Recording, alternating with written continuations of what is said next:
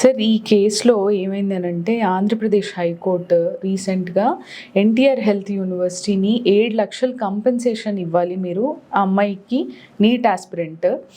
Although ఆమెకి merit ఉన్నా కానీ షీ వాజ్ డినైడ్ అడ్మిషన్. ఇది 2022 కేసు.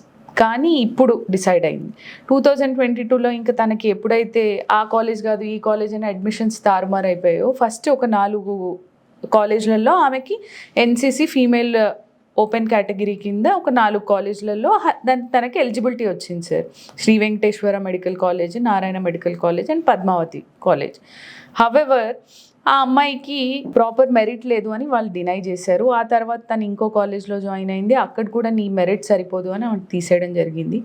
ఆ తర్వాత తను ఇంకా బీడిఎస్ జాయిన్ అయింది, డెంటల్ సీట్ జాయిన్ అయిపోయింది. ఆల్దో తనకి మెరిట్ ఉన్నా కానీ 2022లోనే తను జాయిన్ అయిపోయింది. ఎందుకంటే మెడికల్ సీట్ రాలేదు, ఎందుకంటే యూనివర్సిటీ ప్రాపర్ నార్మ్స్ అనేవి పాటించలేదు. అంత కన్ఫ్యూజన్గా ఉంది. ఇల్లీగల్గా అమ్మాయిని పిటిషనర్ని మెరిట్ ఉన్నా కానీ సీట్ ఇవ్వకుండా చేశారు నారాయణ మెడికల్ కాలేజ్ వాళ్ళు.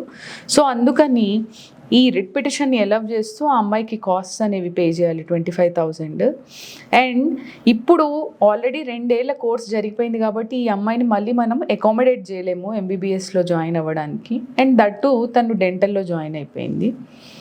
2.5 ఏళ్ల విద్య అయిపోయింది కాబట్టి ఇప్పుడు అది మనం చేయలేం. కాబట్టి తన ఆశ ఏదైతే ఉందో ఎంబీబీఎస్ పర్స్యూ చేయాలని మనం అది ఇప్పుడు ఫుల్ఫిల్ చేయలేము. కాబట్టి తనకి డ్యామేజెస్ కింద 7 లక్షలు అవార్డ్ చేయాలి అని చెప్పింది.